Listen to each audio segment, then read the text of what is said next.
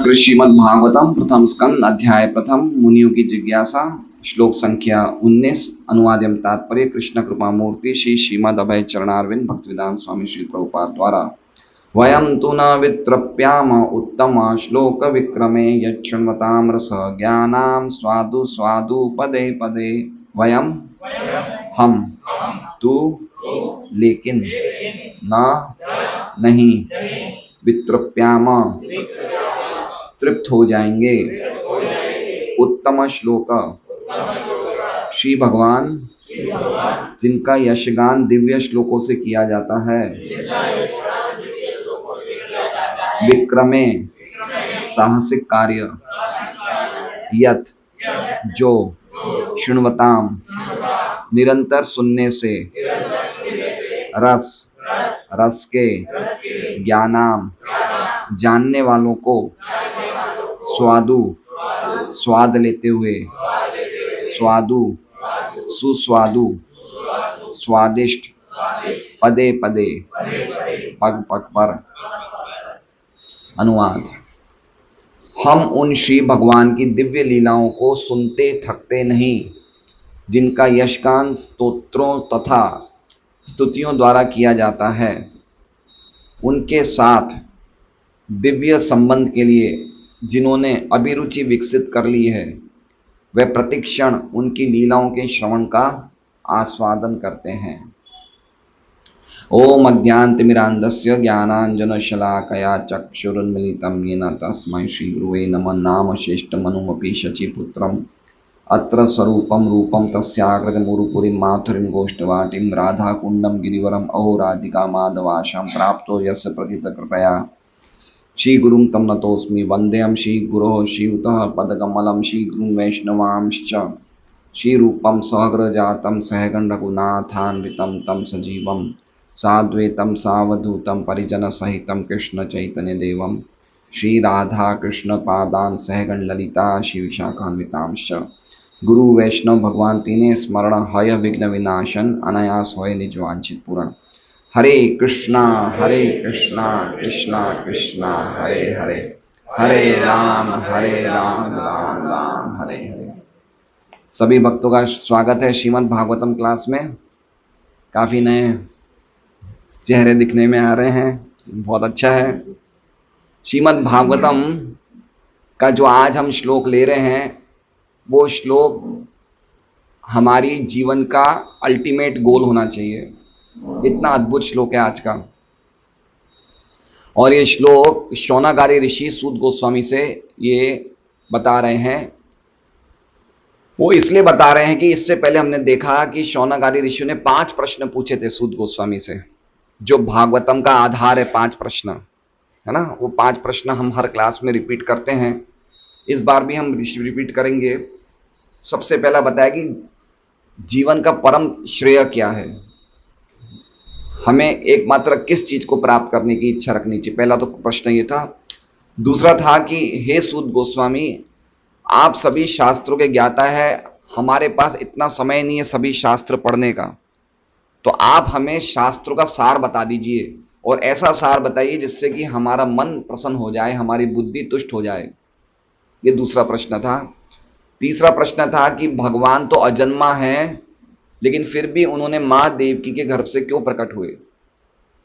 ये चौथा प्रश्न था कि भगवान कृष्ण अपने अनेक अवतारों के साथ प्रकट होते हैं, उनके बारे में बताइए। और 5वां प्रश्न था कि भगवान के अनेक अवतार हैं, उनकी कथा भी बताइए। चौथे प्रश्न में कृष्ण के बारे में पूछा उन्होंने और 5वें प्रश्न में उनके अलग अलग अवतार जो जो आते हैं उनकी भी लीलाओं का वर्णन करिए, क्योंकि उनकी लीलाओं का वर्णन करने से हमारे जितने भी अज्ञानता है, जितना भी पाप है, उन सबका नाश हो जाता है। तो ऐसे 5 प्रश्न थे। तो मानो कि ये 5 प्रश्न सुनने के बाद सूत गोस्वामी ऐसा बोले कि तुम तो थक ही नहीं रहे हो, बोलते ही जा रहे हो, कितना पूछोगे, रुक तो जाओ। तो उसके जवाब में ये शौनकादि ऋषि कह रहे हैं वयम तो न वित्रप्याम, है ना। उसके जवाब में कि हम नहीं तृप्त हो रहे हैं, हमें और सुनना है। समझ रहे हैं बात को। वयम मतलब हम, तू मतलब लेकिन, न वित्रप्याम, वित्रप्याम हमें तृप्ति नहीं मिल रही है। देखिए भौतिक जगत में हम कोई भी कार्य करते हैं तो एक पॉइंट होता है सेटिएशन का, जिसे बोलते हैं तृप्ति का। हमें एक काम करने पे उसकी तृप्ति प्राप्त हो जाती है।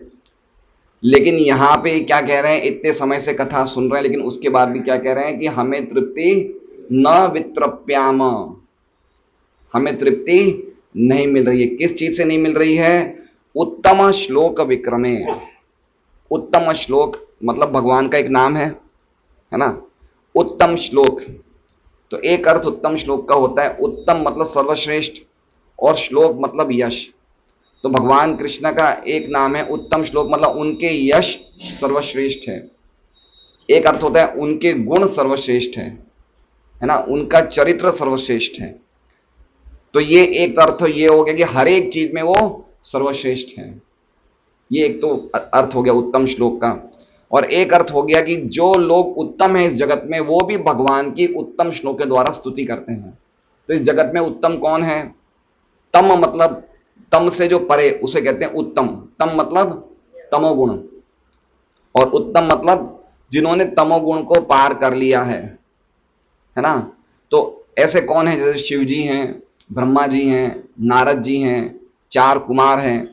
तो ये सब क्या है? ये ऐसे लोग हैं जिनको जगत में कोई भी चीज से आसक्ति नहीं है। ये बिल्कुल सर्वश्रेष्ठ क्वालिटी के लोग हैं, लेकिन ये भी भगवान का स्तुति करते हैं। किनकी स्तुति करते हैं? ये भी कृष्ण की स्तुति करते हैं। तो एक अर्थ हो गया उत्तम श्लोक का कि जिनकी स्तुति बड़े बड़े उत्तम लोग करते हैं, बड़े बड़े महान लोग करते हैं। हम लोग जैसे कि तो बात ही अलग है। जो लोग इस जगत को कंट्रोल कर रहे हैं, जो इस जगत के नियंत्रक हैं, वो भी भगवान कृष्ण की स्तुतियों का उत्तम श्लोकों द्वारा, उत्तम मतलब बिल्कुल सिलेक्टेड, जो शास्त्र में बिल्कुल गिने चुने सिलेक्टेड श्लोक हैं, उनके द्वारा भगवान के यश का गान करते हैं। एक अर्थ ये हो गया। एक उत्तम श्लोक का अर्थ है कि जिनके यश का गान करने से हमारी अज्ञानता खत्म हो जाती है। ठीक है, हम लोग अभी सब लोग अविद्या में हैं। अविद्या मतलब हम लोग कुछ चीजों को यथारूप नहीं जानते, हम अज्ञानता में हैं, हम अविद्या में हैं, हम द्वंद्व में हैं, हम काम क्रोध लोभ आदि से ग्रसित हैं। तो जिनका यशों का गान करने से, जिनके कीर्ति का गान करने से, जिनका कीर्तन करने से, हरे कृष्णा कृष्णा कृष्णा हरे हरे, हरे राम राम राम हरे, उनके ये सब गान करने से हमारी अज्ञानता खत्म हो जाती है। इसलिए उन्हें क्या कहा जाता है? भगवान को उत्तम श्लोक, है ना। तो इतने अलग अलग, क्योंकि हम सब तमा में हैं, हम लोग तमोगुण में हैं, हम अंधकार में हैं, है ना। और हमारे वेद क्या बोलते हैं? तमसी मां ज्योतिर्गमा, की अंधेरे में मत रहो, ज्योति की तरफ जाओ, लाइट की तरफ जाओ। तो भगवान के गुणगान करने से हम अंधेरे से निकल के प्रकाश की तरफ जाते हैं। तो इसलिए भगवान का एक नाम है उत्तम श्लोक। और आगे क्या कह रहे हैं? विक्रम है। विक्रम है मतलब क्रम मतलब उनके पैर, और विक्रम मतलब विशेष चरण। तो जैसे वामन देव के विक्रम थे, 3 चरणों में उन्होंने, 2 चरणों में उन्होंने पूरे ब्रह्मांड को नाप लिया, है ना। तो विक्रम का एक अर्थ हो गया उनके विशेष क्रम। विशेष क्रम मतलब विशेष पद, या फिर विशेष कार्य, या फिर साहसिक कार्य। जैसे इसमें लिख रहे हैं प्रभुपाद, विक्रम एक अर्थ है साहसिक कार्य। तो भगवान जिनके कार्य कैसे हैं? साहसिक कार्य हैं। तो हम, पहली लाइन का अर्थ क्या हो गया कि हम लोग नहीं तृप्त हो रहे हैं। किस चीज से तृप्त नहीं हो रहे हैं? भगवान उत्तम श्लोक के साहसिक कार्यों के सुनने के से हम तृप्त नहीं हो रहे हैं। हमें और सुनना है, और सुनना है ना। और आगे क्या कह रहे हैं? क्यों हम सुनना चाहते हैं? तो कह रहे हैं यत् क्षणवताम। क्यों? क्योंकि हम सुनते ही रहते हैं, तो हमें एक टेस्ट आ गया है, रस ज्ञानाम, हमें एक रस मिलने लग गया है। क्या मिलने लग गया है? हमें एक रस मिलने लग गया है। यत् क्षणवताम रस ज्ञानम, चूंकि हम बराबर सुन रहे हैं भगवान के बारे में नियमित रूप से, तो हमें उसमें क्या मिलने लग गया है? रस। कैसा रस मिलने लग गया है? ये रस होता है चेतन रस, आध्यात्मिक रस, है ना। रसों की 2 प्रकार की तरीके हैं, एक होता है जड़ रस और एक होता है चेतन रस। तो हमें भी रस मिल रहा है। जैसे हम परिवार में रहते हैं, पति पत्नी बच्चे घर, तो हम लोग क्यों काम कर रहे हैं? एक हस्बैंड काम करने क्यों जाता है दुकान पे, फैक्ट्री में क्यों जाता है? क्योंकि उसे परिवार से क्या मिल रहा है? रस मिल रहा है ना। जैसे मान लीजिए कि पति पत्नी घर में रहते हैं अकेले, लेकिन फिर भी उन दोनों को अच्छा लग रहा है। क्यों? क्योंकि उनको एक दूसरे से क्या प्राप्त हो रहा है? रस। मान लीजिए कि अगर पत्नी 10 दिन के लिए पीआर चली जाए तो पति को अच्छा नहीं लगे। क्यों? घर वैसा ही है, सब कुछ सुख सुविधा वैसी ही है, रोज भोजन पानी है, लेकिन जिनसे उनको रस प्राप्त होता था, जिनके रहने से उनको अच्छा लगता था, वो चली गई। सही बात है। तो कहने का मतलब कि एक रस हमें भी मिलता है, लेकिन ये रस कैसा है? ये जड़ रस है। जड़ रस क्यों बोलते हैं? क्योंकि ये समय समय पे इंटरप्ट हो जाता है। इंटरप्ट को क्या बोलते हैं हिंदी में? इंटरप्ट मतलब रुक जाता है, खंडित, बाधित हो जाता है, खंडित हो जाता है ना। तो इसलिए फिर हमें और कोई रस की इच्छा करती है। जैसे मान लीजिए कोई व्यक्ति 7 दिन बहुत मेहनत करता है दुकान पे, तो उसको संडे को क्या लगता है कि चलो मैं कहीं, अब बहुत हो गया, अब मैं संडे को दुकान नहीं जाऊंगा, अब मैं थोड़ा सा घूमने जाऊंगा। तो उसका रस क्या है? ब्रेकअप हो गया, है ना। तो भौतिक जगत में क्या है कि जितने भी जड़ रस होते हैं ये ब्रेक हो जाते हैं, ये खंडित हो जाते हैं, बाधित हो जाते हैं। लेकिन जो आध्यात्मिक रस है ये कैसा है? ये रस अनेक अनेक और नए रस मिलते हैं, और नए रस मिलते हैं। तो क्या हो रहा है? हम लोग क्यों सुनना चाहते हैं? हम लोग क्यों तृप्त नहीं हुए हैं? क्योंकि हम लोग रसों के ज्ञाता हैं। कौन से रसों के ज्ञाता? जो भगवान की भक्ति से रस मिलता है उनके ज्ञाता हैं। क्यों हमें ऐसे रसों का ज्ञान कैसे हुआ? यक्षणवताम, हम बार बार सुन रहे हैं। इसलिए ये भागवत का, ये गीता का सिद्धांत है, ये पूरा हमारा जो भागवत धर्म है ये किस पे आधारित है? शृण्वताम, श्रवणम पे। सुनते रहो। मन नहीं लग रहा है फिर भी सुनो। इसका इलाज एक ही है, सुनते रहो, सुनते रहो। परीक्षित महाराज ने क्या किया? परीक्षित महाराज ने खाली भगवान के धाम खाली सुनने से चले गए। 7 दिन बचे थे, क्या करूं, बस खाली आप सुनो ही सुनो, तो सुनते ही गए। तो हो सकता है अभी हमारा मन नहीं लग रहा होगा, हमें लग रहा होगा कब क्लास खत्म हो, कब हमें जाना है, लेकिन सुनते रहो, सुनते रहो। सुनते रहने से क्या होगा? हमें एक रस मिलेगा। क्या मिलेगा? रस मिलेगा। तो इसी प्रकार से ये कह रहे हैं शौनकादि ऋषि कि हमें रस मिल रहा है, हमें रसों का ज्ञान है, इसलिए हम सुन रहे हैं। और उससे क्या प्राप्त हो रहा है? तो कह रहे हैं स्वादु स्वादु पदे पदे। ये वंडरफुल बात है। स्वादु स्वादु मतलब स्वाद मिल रहा है। कैसा स्वाद मिल रहा है? जैसे एक चीज सुनी तो उससे स्वाद मिला, उसके बाद एक और चीज सुनी, पदे पदे मतलब एक शब्द सुना भगवान की संबंधित, तो उससे स्वाद मिला। दूसरा जब सुना तो उससे स्वाद और ज्यादा मिल रहा है, पिछले स्वाद से, पिछले स्वाद से और ज्यादा स्वाद बढ़ गया। समझ रहे हैं? स्वाद कम होना चाहिए, बढ़ना चाहिए? है कम होना चाहिए। देखिए मेरी बात सुनिए, मैं आपको बताता हूँ।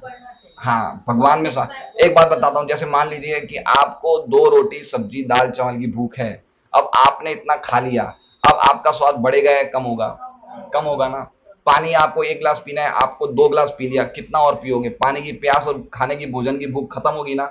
लेकिन इसमें क्या हो रही है? स्वादु स्वादु पदे पदे। जितना ज्यादा हम सुन रहे हैं हमारा स्वाद और ज्यादा बढ़ रहा है, पिछले स्वाद से और ज्यादा बढ़ रहा है। देख रहे हैं आप? इसलिए हम तृप्त नहीं हो रहे हैं, हमें और सुनना है, और सुनना है ना। तो ये पूरा ये श्रृंखला है, यक्षणवताम रस ज्ञानाम स्वादु स्वादु पदे पदे। तो जब हम सुनेंगे तो क्या होगा? रस मिलेगा। जब रस मिलेगा तो हमें क्या मिलेगा? स्वाद मिलेगा। जब स्वाद मिलेगा तो क्या होगा? वापस सुनेंगे, है ना, वापस सुनेंगे। जब वापस सुनेंगे तो क्या? रस और बढ़ेगा, और बढ़ने से क्या होगा? और ज्यादा स्वाद मिलेगा। तो ऐसे हमारा इंटरेस्ट भगवान में बढ़ता जाएगा, है ना। ये गुरुअष्टक में कहते हैं ना हम लोग, श्री राधिका माधवयोर अपार माधुर्य गुण नूप नाम नाम प्रति क्षण स्वादन लोलुपस्य। तो प्रति क्षण भगवान में स्वाद बढ़ना चाहिए। ये इसलिए मैंने कहा ये श्लोक हमारा जीवन का उद्देश्य होना चाहिए। अभी हमारा स्वाद बढ़ रहा है, अपनी खुद की बड़ाई सुनने में बढ़ रहा है। अरे आज तो बहुत अच्छा 1 पीस पहना है, और बताओ, और बताओ, और क्या क्या अच्छा लग रहा है। समझ रहे हैं? अभी हम खुद की बड़ाई सुनने में या लोगों के बारे में प्रजल्प करने में हमारे स्वाद लगता है। तो देख रहे हैं अभी हमारी स्थिति क्या है? अभी हमारी नॉर्मल स्थिति नहीं है। हमारी स्थिति क्या है? हम सब एबनॉर्मल हैं। हम लोग बुखार से पीड़ित हैं, हमें रोग से पीड़ित हैं, हम ज्वर से पीड़ित हैं। क्यों? क्योंकि अगर हम नॉर्मल होते तो हमारी ये स्थिति होती, भगवान की लीला कथा सुनने में हमारा इंटरेस्ट दिन पर दिन बढ़ता रहेगी। इसलिए मैंने कहा ये हमारा ये गोल है कि हमें ऐसी स्थिति में आना है, और इसके लिए हमें क्या करना है? नियमित रूप से अभ्यास करना है, जो इसमें बताया वही चीज का। कलयुग का युग धर्म क्या है? हरि नाम संकीर्तन, भगवान के नामों का संकीर्तन, भगवान के नामों का जप, भगवान की लीलाएं कथाओं का वर्णन, जैसे रामायण में है, गीता में, भागवत में, उन्हें सुनो, उनके सुन के एक स्वाद मिलता है, वापस सुनो। तो यही काम होना चाहिए, पर्टिकुलरली हम लोगों की कैटेगरी में जिन्होंने 50 क्रॉस कर दिया, हमारा तो काम ही होना चाहिए। वानप्रस्थ आश्रम में है तो हमें यही करना चाहिए, है ना। ये स्वाद मिलता है इसमें, और अगर ये स्वाद नहीं मिलेगा तो हम जड़ स्वाद से ऊपर नहीं उठ पाएंगे, है ना। वो जड़ स्वाद तो बार बार बाधित हो रहा है, खंडित हो रहा है, लेकिन ये स्वाद बढ़ रहा है। तो समझ गए आप लोग श्लोक का अर्थ, है ना। वयम तो न वित्रप्यामा, हम तो लेकिन विशेष रूप से तृप्त नहीं हो रहे। किनके बारे में, क्या चीज से नहीं हो रहे हैं? उत्तम श्लोक विक्रमे, भगवान के महान साहसिक कार्यों को सुनने में हम वितृप्त नहीं हो रहे हैं। क्यों नहीं हो रहे? क्योंकि यक्षणवताम रस ज्ञानम, हम सुनते ही रह रहे हैं, उससे रस का ज्ञान प्राप्त हो रहा है, और उससे क्या मिल रहा है? स्वादु स्वादु पदे पदे। अद्भुत श्लोक है। अब देखिए, हम श्रीधर स्वामी जो भागवत के मूल टीकाकार है, उनकी टीका लेते हैं। उनकी और विश्वनाथ चक्रवर्ती ठाकुर की टीका एक ही है, तो हम कोई भी एक आचार्य की टीका लेते हैं तो उसमें बता रहे हैं अलग अलग अर्थ इन शब्दों के। तो ये कह रहे हैं, श्रीधर स्वामी कह रहे हैं कि हम लोग तृप्त हो गए हैं, हम लोग परेशान हो गए। किससे? योग और यज्ञ से। पहली लाइन क्या है? वित्रप्याम स्वादु स्वादु, हम इससे थके नहीं हैं। किससे नहीं थके? भगवान की कथाओं सुनने से हम थके नहीं हैं। इसका मतलब किसी से तो थके हैं। तो किससे थके हैं? तो कह रहे हैं हम योग से और यज्ञ से थक गए हम। समझ रहे हैं? योग मतलब अष्टांग योग पद्धति, या यज्ञ मतलब जो भी हम लोग ये कर्मकांड यज्ञ करते, जैसे इन्होंने यज्ञ करना तो शुरू किया था, इन्होंने 1000 साल का यज्ञ किया था। आप 5वां श्लोक पढ़ लीजिए, उन्होंने लिखा कि उन्होंने अग्नि जला के बुझा दी और उन्होंने बोला अब तो आप हमें कथा करो। 5वां श्लोक है ना। सुबह सुबह पहले अग्नि यज्ञ किया और उसके बाद तृप्त हो गए। अब बोले, क्या बोले? अब आप हमें भगवान के बारे में सुनाइए। तो किससे किससे तृप्त हो गए वो लोग? योग से तृप्त हो गए और यज्ञ से तृप्त हो गए, लेकिन इससे तृप्त नहीं हुए, है ना। कोई व्यक्ति योग और यज्ञ कब तक कर सकता है? योग मतलब आप समझिए प्राणायाम या अष्टांग योग, यम नियम आसन कब तक कर सकता है? आधा घंटा 1 घंटा कब तक कर सकता है? वो परेशान हो जाएगा, कितना करूं मैं। तो उनसे हम तृप्त हो गए, अब वो छोड़ो यार, हम उससे तृप्त हो गए, अब आप हमें कृष्ण कथा सुनाइए, है ना। तो योग और यज्ञ, यज्ञ मतलब स्वर्ग जाने के लिए जितने भी कर्मकांड यज्ञ होते हैं, अलग अलग प्रकार के यज्ञ होते हैं, उनसे हम तृप्त हो गए, लेकिन आपकी कथा सुनने से तृप्त नहीं हुए। आगे कह रहे हैं कि भगवान का एक नाम है उत्तम। उत्तम का बता रहे हैं कि जिनमें अज्ञान और अंधकार नहीं है। तो भगवान में कोई भी प्रकार का अज्ञान नहीं है, अंधकार नहीं है, इसलिए उनका नाम क्या है? उत्तम। ठीक है। और उनकी लीलाएं हैं, हमें विशेष रूप से, हम उनकी लीलाओं से विशेष रूप से तृप्त नहीं होते। वित्रप्याम का अर्थ क्या बता रहे? वी का मतलब क्या बता रहे? विशेष, और अतृप्त, हम विशेष रूप से तृप्त नहीं हो रहे हैं। तो इसका मतलब क्या हो गया? बस हो गया। ये बात अभी हमारे मन में नहीं आ रही, समझ रहे हैं? बस अब हो गया। जैसे हमने 3 रोटी खाई, अब तो बस हो गया, अब नहीं। लेकिन अब हम कृष्ण कथा सुनने में हम ऐसा नहीं करेंगे बस अब हो गया, ऐसा नहीं। हम तृप्त नहीं हो रहे हैं, हम जितना सुन रहे हैं उतना और सुनने की इच्छा बढ़ रही है। इसे कहते हैं वितृप्त। विशेष रूप से तृप्त नहीं हो रहे हैं, विशेष रूप से तृप्त नहीं हो रहे हैं, और ज्यादा हमारी इच्छा बढ़ रही है। अब आगे देखिए, बहुत सुंदर श्रीधर स्वामी बता रहे हैं, जितने भी भागवत के टीकाकार हैं उनमें ओरिजिनल टीकाकार श्रीधर स्वामी करीबन 1000-1200 साल पहले आए थे, जो वल्लभाचार्य संप्रदाय, विष्णु स्वामी संप्रदाय में प्रकट हुए थे। इनकी टीकाएं, जितने भी आने वाले आचार्य हैं, सब इनकी टीकाओं को ही शिरोधार्य, शिरोमणि समझते हैं। तो इन्होंने बताया कि तृप्त होने की व्यक्ति तृप्त 3 केसेस में होता है। कितने केसेस में? 3 केसेस। तृप्ति का अर्थ बता रहे हैं, तृप्ति कब मन में आती है वो बता रहे हैं। सबसे पहले बता रहे हैं कि जब व्यक्ति का पेट भर जाता है तो उसे क्या आ जाती है? तृप्ति आ जाती है। मन कर रहा होगा खाने का, लेकिन पेट भर गया तो अब नहीं खा सकता है। तो पहली तृप्ति की मन में कब आती है? जब उसका पेट भर जाता है, इसे बोलते हैं पहली तृप्ति की बुद्धि। दूसरी कब आती है? जब उसको रस का अभाव हो तो तृप्ति आती है। समझ रहे? रस का अभाव। जैसे मान लीजिए कि गौरव की दुकान है मार्केट में, इसको व्यापार करने में एक रस आ रहा है। अब इनका बेटा एमबीबीएस कर रहा है, डॉक्टर की पढ़ाई कर रहा है। अब एक दिन गौरव ने कहा कि बेटा मेरे साथ चलो, दुकान चलो, अपने काम काज करेंगे। अब बेटा कितनी देर बैठेगा? 1 घंटा। क्यों? क्योंकि उसका दिमाग कहां चल रहा है? डॉक्टरी में। तो उसको उस चीज में रस नहीं आ रहा है, तो बोले पापा आप करो, मैं तो चला। ठीक है, क्योंकि इनको व्यापार में जो रस मिल रहा है वो इनके बेटे को रस नहीं मिल रहा। तो वो क्या तृप्त हो गया, 1 घंटा बैठा, 1 घंटे में उसको तृप्ति मिल गई कि मैं तो चला। तो पहली तृप्ति कब होती है? जब पेट भर जाता है। दूसरी तृप्ति कब होती है? जब रसों का अभाव होता है। समझ रहे हैं? जैसे मान लीजिए दो डांसेस हैं, दो नृत्य होते हैं जो बड़े फेमस हैं भारत में, जिसका नाम है भरतनाट्यम और कथकली। और अगर जिस व्यक्ति को रस का ज्ञान होगा ना, तो उनको देख के बड़ा अच्छा लगेगा, क्योंकि अलग अलग वो भाव प्रकट करते हैं, है ना। लेकिन जिसको उन चीजों का ज्ञान नहीं होगा ना, वो आधा घंटा भी नहीं बैठेगा। और जिसको ज्ञान होगा 2 घंटा पूरा देख लेगा डांस। तो पहली तृप्ति कब होती है? पेट भरने से। दूसरी तृप्ति कब होती है? जब रस का अभाव हो। और तीसरी तृप्ति कब होती है? जब स्वाद का अभाव हो। समझ रहे? स्वाद का अभाव कब होता है? जब मान लीजिए कि मुझे मलेरिया है, अब मेरे सामने आपने डोसा रख लिया, चटनी रख ली, सांभर रख ली, अब मेरे स्वाद ही नहीं है, मुझे मैं क्या खाऊंगा? तो मेरी इच्छा नहीं होगी खाने की, तृप्ति हुई नहीं हुई? तृप्ति का अर्थ बता रहे, पहले बता रहे कि तृप्ति नहीं होना, उससे पहले समझो कि तृप्ति का अर्थ क्या होता है। तृप्ति मतलब एक समय पे हम रुक जाते हैं। स्वाद का अभाव है, भाई मुझे इच्छा नहीं, मैं बुखार हूं। या फिर समझ लीजिए कि उर्मिला माता जी ने बैगन का भरता बना दिया, बोले लीजिए खाइए प्रभु जी। अब मुझे खाना पड़ा कि भाई दिया है तो खाऊं, लेकिन अब मुझे उसमें स्वाद में नहीं आ रहा, तो मैं क्या बोलूंगा? बस और नहीं चाहिए। क्या बोलूंगा? बस एक बार तो दे दिया, और तो तृप्ति हुई नहीं हुई? तो 3 कारणों से तृप्ति होती है जगत में: पेट भरने से, रस के अभाव से, और स्वाद के अभाव से। लेकिन यहां पे श्रीधर स्वामी बता रहे हैं कि जो शौनक आदि ऋषि थे, ये लोग तृप्त क्यों नहीं हुए? क्योंकि ये तीनों चीजें इनको नहीं, ये तीनों चीजें इनमें नहीं थी।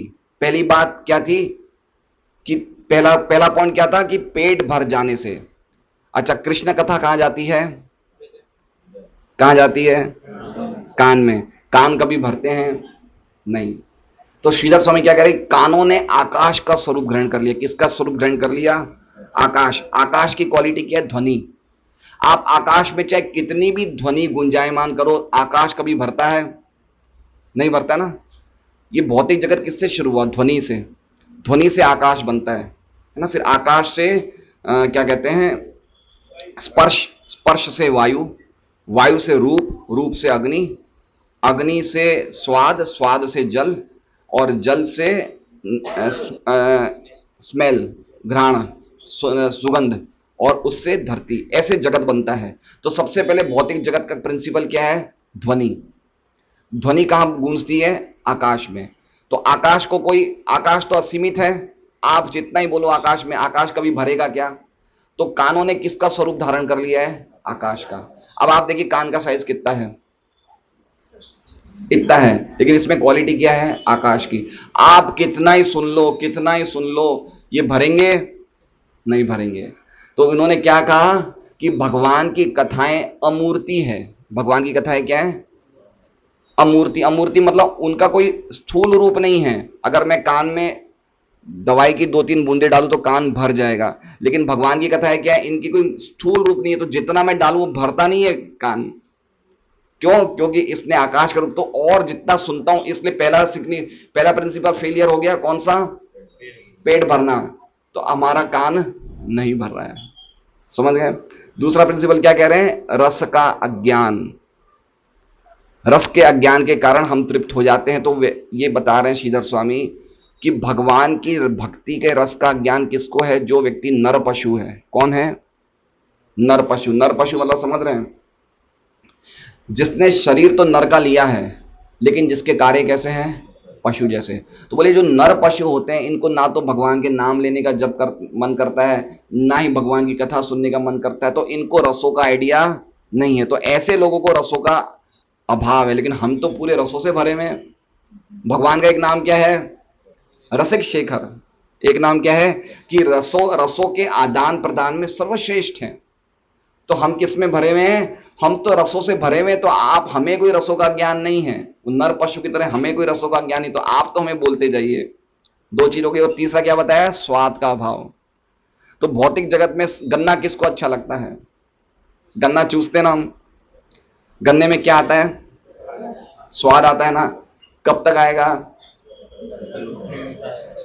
एक समय 5-10 मिनट के बाद जब पूरा स्वाद निकल जाएगा फिर स्वाद आएगा। बोले ये स्वाद, भगवान की कथाओं का स्वाद ऐसा नहीं है। जितना हम स्वाद लेते हैं उतना स्वाद बढ़ता है। इसलिए इन्होंने तृप्ति के तीनों प्रिंसिपलों को खारिज कर दिया। किन्होंने? शौनक आदि ऋषि ने। इसलिए बोले हम अतृप्त हैं। क्या वंडरफुल अर्थ है बताइए। ये देखिए बड़े बड़े आचार्य कितना अद्भुत अर्थ बताया कि हम लोग क्यों अतृप्त हैं। देखिए कितना साइंटिफिक रीजन है। हम लोग कान, देखिए कान मिले हैं ना, ये भगवान को धाम ले जाने के लिए कान अपने आप में काफी है। इससे हम क्या नहीं सुन सकते हैं, क्या नहीं सुन सकते हैं। अगर इन कानों को हम भगवान की कथाएं, भगवान का संदेश, भगवान की लीलाओं को सुनने में नहीं लगा रहे हैं तो ये कान कैसे हैं? ये भागवत में लिखा है, बिले बतोरु क्रम विक्रमाण्य न शृण्वत कर्णपूटे नरस्य। ये कान बिल की तरह हैं। किसकी तरह हैं? बिल बता, समझ रहे हैं? ये सांप के बिल की तरह है। अगर ये कान हम भगवान की लीलाओं को सुनने में नहीं लगा रहे तो कैसे हैं ये सांप के बिल की तरह। अगर हम बिल में हाथ डालेंगे तो क्या होगा? सांप काट लेगा। तो उसी तरह से जो कान भगवान की कथाएं नहीं सुन रहे हैं वो कान में क्या है? मृत्यु, साक्षात काल है, काल सर्प है। वो कभी भी हमें मृत्यु रूपी काल सर्प हमें डस लेगा।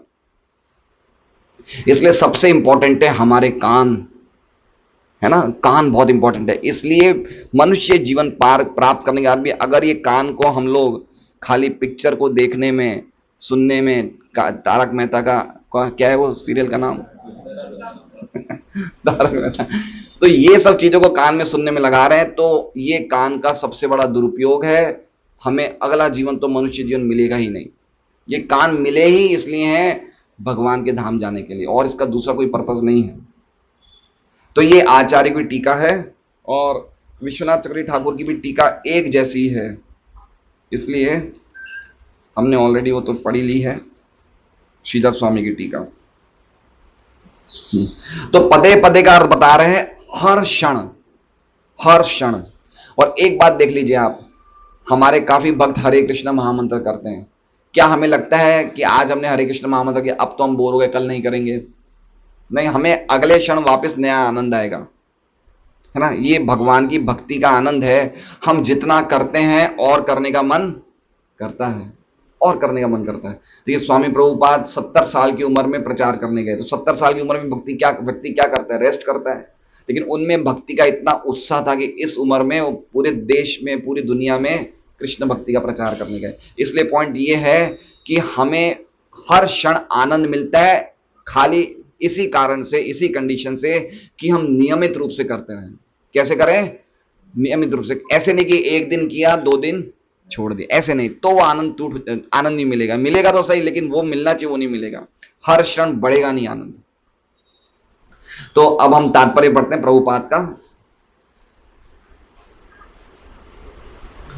तात्पर्य, लौकिक कहानियों, कल्पित कथाओं या इतिहास तथा श्री भगवान की दिव्य लीलाओं में महान अंतर होता है ना। क्या बताना चाह रहे हैं प्रभुपाद यहां पे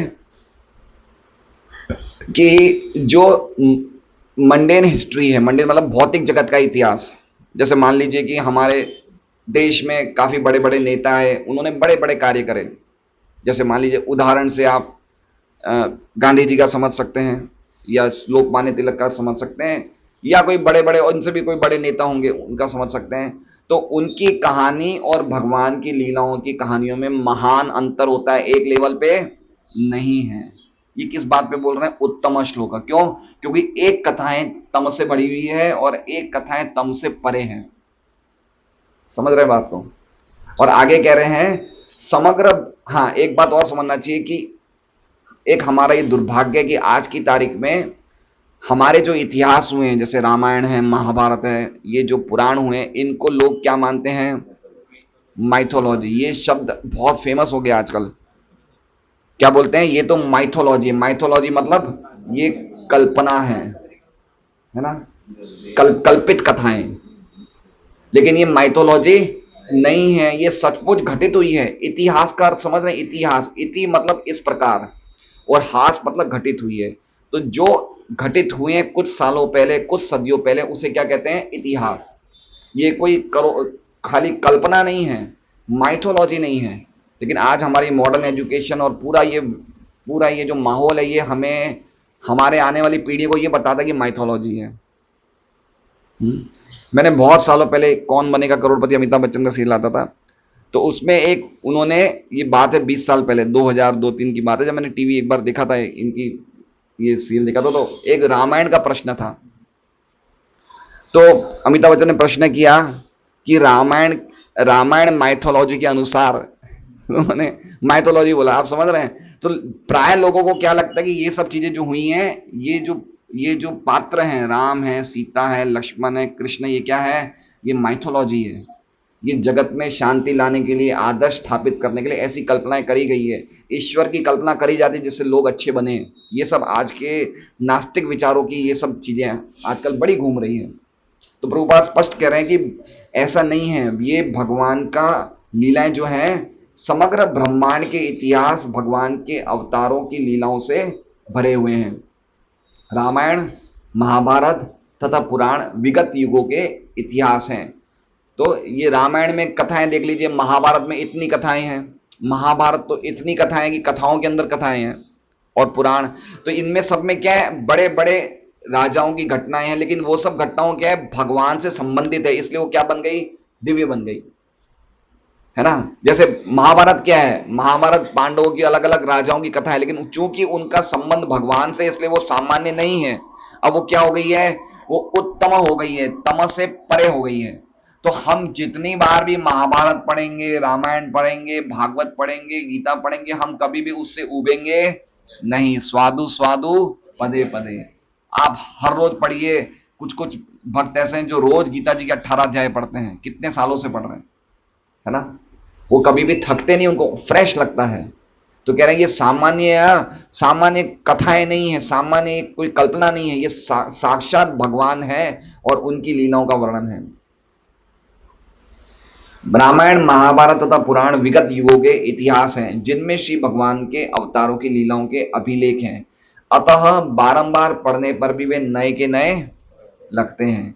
उदाहरणार्थ, यदि कोई चाहे तो श्रीमद् भगवद गीता या श्रीमद् भागवतम का आजीवन बारंबार पाठ करता रहे, फिर भी उसे उसमें ज्ञान का नवीन प्रकाश, है ना?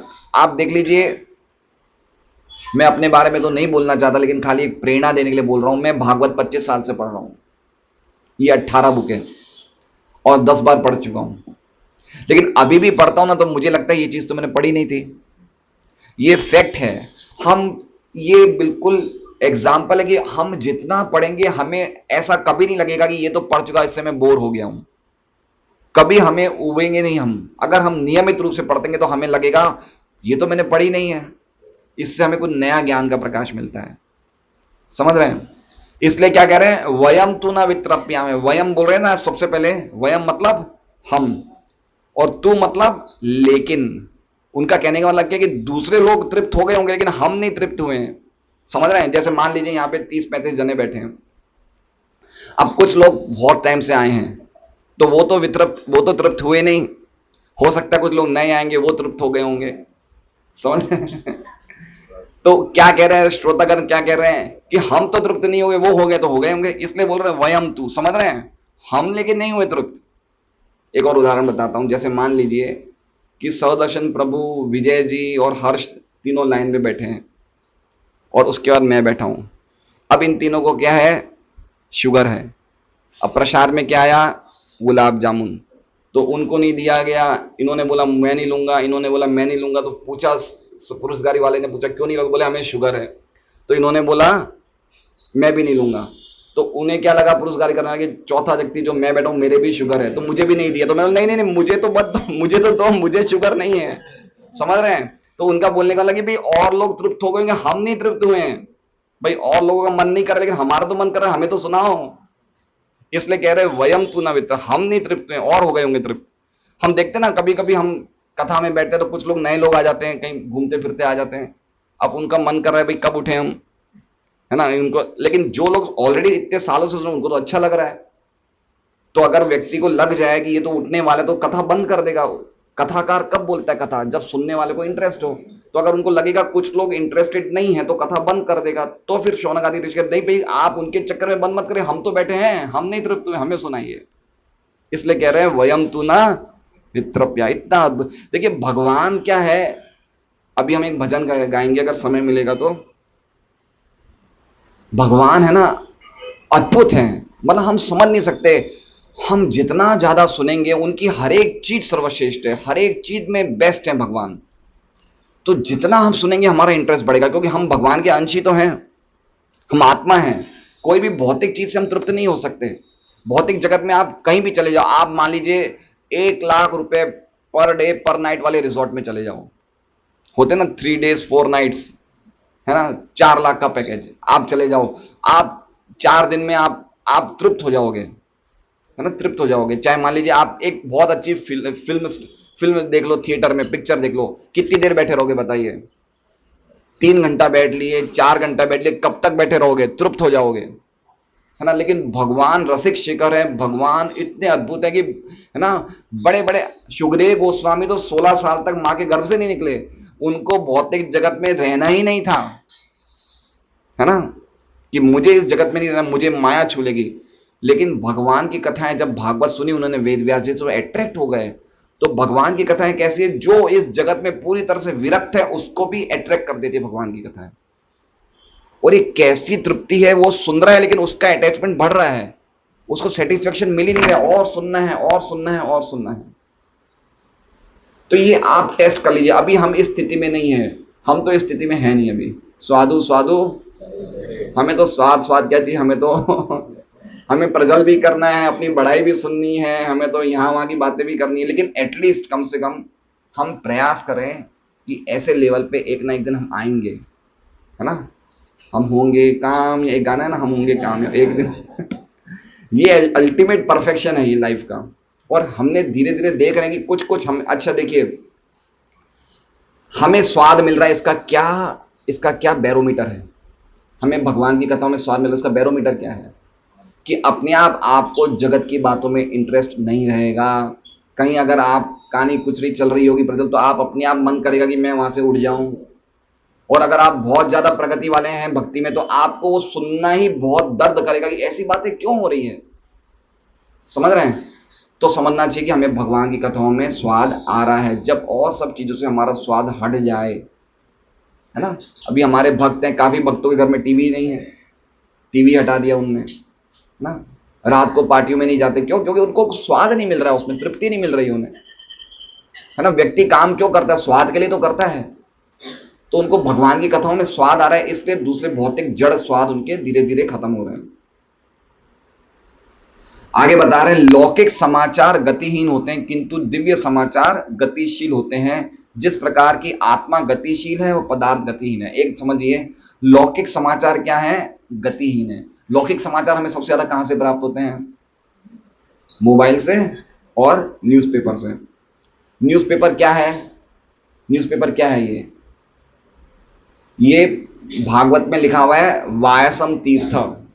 ये क्या है? ये वो जगह है जहां कौवे बैठते हैं। कौन सी जगह है? समझ रहे हैं?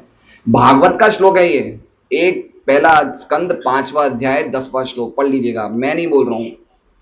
बोले 2 प्रकार के लोग होते हैं, एक होते कौवे, एक होते परमहंस। जो कौवे होते हैं वो क्या खाते हैं? लोगों का झूठा भोजन खाते हैं। तो न्यूज़पेपर क्या है? लोगों का झूठन है। लोगों ने जो अगले दिन कर लिया उल्टे सीधे काम, वो हम क्या पढ़ते हैं? हम लोगों की झूठन पढ़ रहे हैं। अच्छा, आता कैसे? देखिए वो कितने प्रेम से देता है हमें न्यूज़पेपर वाला, कितने प्रेम से देता है। भाई साहब देखिए, न्यूज ऐसा कोई देता है? सीधा फेंकता है। वो चीज ही दे रहा है, वो बिल्कुल अनादर से दे रहा है। हम लोगों को भागवत देते तो लोग नहीं देते हैं, हम बड़े प्रेम से देते हैं, लीजिए, तो नहीं लेते। लेकिन पेपर वो बिल्कुल अनादर से फेंकते हैं, उसको बड़े आदर से लेते हैं। तो समझ रहे हम कौन हुए? कौवे हैं या परमहंस हैं? कौवे हैं। देख लीजिए हमें कितना इंटरेस्ट है न्यूज़पेपर पढ़ने का, है ना। हम रह नहीं सकते उसके बिना। 6 बज गए, पेपर क्यों नहीं आया? गति नहीं है उसमें, क्या है, पुरानी घटनाएं हो गई है, कोई मतलब नहीं है। अगर मान लीजिए हम दोपहर को पढ़ लें, सुबह नहीं पढ़े, सुबह नाम, तो कोई दुनिया में फर्क पड़ जाएगा क्या? कुछ नहीं। मैंने कितने साल हो गए, मुझे लगता है कितने साल से मैंने न्यूज़पेपर देखा ही नहीं है। जो चीज हमें आवश्यक है कहीं ना कहीं से खबर मिल जाती है। क्या न्यूज़पेपर पढ़ने से कोई बहुत ज्यादा हमें खबरें मिल रही है क्या? तो समझ रहे हैं बात को? ये जो इस प्रकार के समाचार हम प्राप्त करते हैं ना, इनमें कोई गति नहीं है, ये गतिहीन है, ये सब डेड मैटर है, जड़ है, इनमें कोई स्वाद नहीं है इनमें। लेकिन हम इसके पीछे कितने पागल हैं। जिन मनुष्यों ने दिव्य विषयों को समझने हेतु सुरुचि का विकास किया है, वे ऐसी कथाएं सुनते कभी थकते नहीं। लौकिक कार्यकलापों से मनुष्य शीघ्र उब जाता है। सही बात है ना? हम शीघ्र उब जाते हैं। व्यक्ति मान लीजिए उसको धंधा करने में बहुत अच्छा लग रहा है, कब तक करेगा? सुबह 10 बजे से लेकर कब तक करेगा? 8 बजे तक कर ले, रात के 9 बजे तक, और कब तक करेगा? एक बार तो उब जाएगा, बोले नहीं बस हो गया, बस बहुत कमा लिया, उब जाएगा, घर जाएगा, उब जाता है वो। जितने भी भौतिक कार्य हैं सबसे उब जाता है। किंतु दिव्य या भक्तिमय कार्यकलापों से कभी बोरियत नहीं होती। उत्तम श्लोक उस साहित्य की ओर संकेत करता है जो अज्ञानता के निमित्त नहीं है। तो उत्तम श्लोक कौन सा साहित्य? जैसे भागवत साहित्य है, ये श्लोक हमने पढ़ा है, ये श्लोक आप याद कर लीजिए, आप दिन भर ये श्लोक का मनन करिए, आप अपने आप को कितना फ्रेश फील करेंगे, कितना ताजा फील करेंगे आप। हैं वयम तु न वित्रप्याम उत्तम श्लोक विक्रम यद श्रृणवताम रसो ज्ञानम साधु साधु पदे। ये जब जब आप रसोई में मनन करेंगे आपको लगेगा मैं बहुत फ्रेश हो गया हूं, है ना? तो ये अद्भुत है। ये इसलिए भगवान की कथाओं को, भगवान, हम आत्मा, हमें वही चीज चाहिए। जैसे मछली बिना पानी के नहीं रह सकती, वैसे हम लोग भगवान की कथाओं के बिना नहीं रह सकते ना। कृष्ण कथा सुनने मात्र से भगवान के धाम की प्राप्ति हो रही है, और क्या चाहिए हमें? ना हमें कोई योग करना है, ना हमें कोई यज्ञ करना है, ना हमें कोई तपस्या करनी है, ना हमें कोई हिमालयों में जाना है, कहीं नहीं, खाली बैठे बैठे भागवत सुन ले और हरे कृष्णा कृष्णा कृष्णा हरे हरे, हरे राम राम राम हरे हरे। ये दो ही काम कम से कम कर लें हम, तो हमें परम सिद्धि प्राप्त हो जाएगी, उसमें कोई डाउट नहीं है। इतने अच्छे हम लोग को घर मिले हैं, सब सुख सुविधा मिली है, इसके बावजूद अगर नहीं करें, हम मनुष्य जन्म पाइया राधा कृष्ण ना बजिया, जानिया सुनिया विष खाइया, है ना? ये विष है, संसार में प्रवेश करना ही विष है, जहर है ये। और भगवान की कथाएं हमें संसार प्रवेश में से रोक देती है ना? ये विष है, संसार विषानल दिवा निशि हिया जल, ये संसार, ये अग्नि का ये जंगल है, बार बार हमारा हृदय दिन रात जलता है। कोई ट्रांजैक्शन यहाँ पे अच्छा नहीं है, कष्ट पा रहे हैं, मन से कष्ट पा रहे हैं, शरीर से कष्ट पा रहे हैं, लेकिन फिर भी हम लगे रह रहे हैं उसमें। हम नहीं देख रहे कि हम क्यों नहीं अपना मन भागवत की तरफ मोड़ें, क्यों नहीं हम अपना मन गीता की तरफ, हमारा मन नहीं चलता है। क्यों? क्योंकि हमें स्वाद नहीं मिल रहा है ना। पढ़ने से स्वाद मिलेगा, पढ़ने जितना पढ़ेंगे, जितना ज्यादा हम जप करेंगे, हमारा स्वाद बढ़ेगा। लौकिक साहित्य तो तमोगुणी होता है ना, किंतु आध्यात्मिक साहित्य बिल्कुल अलग होता है। अब देखिए, साहित्य, दोनों साहित्यों में ABCD सब अक्षर तो वही है, लेकिन एक क्या है, एक आध्यात्मिक है, और एक क्या है, एक प्रकृति के 3 गुणों से बना हुआ है। तो एक से हमारा अज्ञान बढ़ता है और एक से हमारा अज्ञान खत्म होता है, इतना अंतर है। एक चीज नहीं है, दोनों में जमीन आसमान, दोनों एक सोना और लोहे जैसा अंतर है। किंतु आध्यात्मिक साहित्य बिल्कुल अलग होता है। दिव्य साहित्य तमोगुण से परे होता है, और इसे ज्यों ज्यों और पढ़ा जाता है त्यों त्यों यह अधिक प्रकाशवान बनता जाता है, तथा इस दिव्य विषय की अनुभूति और अधिक होती जाती है। तथा कथित मुक्त व्यक्ति अहम ब्रह्मास्मि शब्दों को बारंबार उच्चारित करते संतुष्ट नहीं होते। अब देखिए, नई चीज प्रभुपाद बता रहे हैं, ये 4 लाइन जो बता रहे हैं, एक नया बात बता रहे हैं। क्या कह रहे हैं कि अध्यात्म की 2 लाइनें हैं। एक तो क्या है, जो भगवान की कथाएं लीला सुन के आनंद को प्राप्त करते हैं, और एक लोग क्या है, जो ज्ञान में स्थित रहते हैं, जो देखते हैं कि हम ही ब्रह्म हैं, अब हमें और कुछ चीज प्राप्त करने की जरूरत नहीं है। तो वो अलग अलग मंत्र बोलते हैं। एक बोलते हैं अहम ब्रह्मास्मि, एक बोलते हैं शिवोहम। क्या बोलते हैं? शिवोहम। एक बोलते हैं सोहम, एक कहते हैं तत्वमसि। ये सब जितने भी श्लोक है ना, ये सब उपनिषदों के श्लोक हैं। वो क्या मानते हैं कि अब मैं आत्मा हो गया हूं, अब मैं भगवान से एक हो गया हूं, अब मुझे और कुछ करने की आवश्यकता नहीं है। तो इस प्रकार के जो ज्ञानी होते हैं, इन्हें कहते हैं शुष्क ज्ञानी। शुष्क मतलब ड्राई। ये गीता भागवत का आश्रय नहीं लेते, भगवान के नामों का आश्रय नहीं लेते। ये कौन सा श्लोक बोलते हैं? अहम ब्रह्मास्मि। अहम मतलब मैं, ब्रह्म मतलब मैं ब्रह्म, ब्रह्म मतलब आत्मा या भगवान, और अस्मि मतलब हूँ। तो ये सोचते हैं कि मैं शरीर नहीं हूं, मैं आत्मा हूं, अब मुझे भक्ति करने की आवश्यकता नहीं है। तो क्या बोलते हैं, ये भगवान की कथाएं नहीं सुनते हैं। लेकिन ये लोग भी क्या होते हैं, ये लोग भी तृप्त हो जाते हैं, ये लोग भी थक जाते हैं, है ना। ये लोग भी लंबे समय तक नहीं टिक पाते, इसलिए फिर ये लोग क्या करते हैं, अस्पताल खोल लेते हैं, कोई ना कोई मानवता कल्याण कार्य करते हैं जो भगवान की भक्ति से संबंधित नहीं है ना।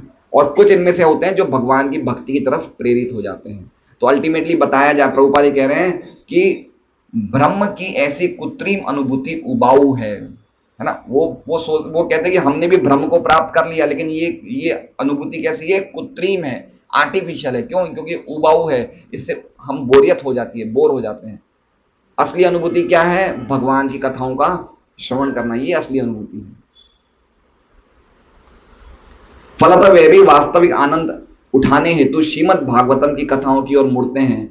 जो मनुष्य इतने भाग्यशाली नहीं हैं, वे परार्थवाद और दुनियावी परोपकार की ओर मुड़ते हैं। तो काफी ऐसे सन्यासी हैं, काफी ऐसे लोग हैं जिन्होंने जगत को बोला कि जगत सत्य, ब्रह्म सत्यम जगत मिथ्या, ब्रह्म सत्य, जगत क्या है? मिथ्या। ये वैष्णव का श्लोक नहीं है, ये वैष्णव का नहीं है, ये निराकारवादियों का है कि ब्रह्म सत्य है, जगत क्या है? मिथ्या। जगत क्यों मिथ्या? भाई जगत कहां से आया है? भगवान से है। तो भगवान जब परम सत्य है तो जगत क्यों मिथ्या है? मिथ्या का एक तरह से कह सकते हैं कि जगत अनित्य है लेकिन मिथ्या नहीं है, इसलिए जो जगत की चीजें उनको भगवान की सेवा में लगा दो। मिथ्या क्यों बोल रहे हो? मिथ्या समझ रहे हैं? मिथ्या मतलब झूठा। ये जगत झूठा है क्या? ये आ कहां से रहा है? कहां से बना है जगत? भगवान से। तो भगवान जब सच्चे है तो जगत कैसे झूठा हो गया? तो जगत भी सच्चा है। इसलिए जगत में जो कुछ है, मान लो आपके पास माइक है तो माइक को भगवान की सेवा में लगा रहे नहीं लगा रहे हैं। हमारे पास गाड़ी है तो कथा में आए नहीं है, तो जगत की चीजों को भगवान की सेवा में लगा दो। यही तो करना है हमें, और क्या करना है। लेकिन जो लोग इन चीजों को छोड़ देते हैं कि भाई ये सब तो मिथ्या है, वो लोग सचमुच वैरागी नहीं है। वैरागी का अर्थ, वैराग्य का अर्थ हो गया कि जो चीजों को जो प्राप्त है उन्हें भगवान की सेवा में लगा दो। तो ये आगे कह रहे हैं बात। इसका अर्थ यह हुआ कि मायावाद दर्शन, मायावाद दर्शन मतलब निराकार दर्शन, लौकिक है, जबकि श्रीमद् भगवद गीता तथा श्रीमद् भागवतम का दर्शन दिव्य है ना। ये भी लौकिक ही है, क्योंकि ये हमें भगवान की भक्ति नहीं प्राप्त करा रहा, ये भव सागर से नहीं छुटवा रहा, लेकिन भगवान की कथा, भगवान की लीला, भगवान का संदेश, ये हमें भगवान के धाम पे पहुंचाने वाला है, भगवान का प्रेम प्राप्त कराने वाला। तो ये दिव्य है। तो ये आज के श्लोक का विचार है ना। तो आज भगवान का एक नाम है, क्या नाम है? उत्तम श्लोक, जिनकी हर एक चीज सर्वश्रेष्ठ है, उत्तम है। तो उस पे से हम एक भजन गाएंगे 10 मिनट में, तो हमें थोड़ा और ज्यादा इस श्लोक की गहराई में और ज्यादा उतर सकते हैं। ये भजन वल्लभाचार्य ने कहा था और बहुत ही सुंदर भजन है। मधुरम मधुरम वो श्लोक का भजन है, अधरम मधुरम। तो उसमें क्या कहते हैं, भजन के बाद ले लें, भजन के बाद ले लें। हम लगते हैं प्रश्न का 5 मिनट का प्रश्नोत्तरी टाइम रखते हैं भजन के लिए। अच्छा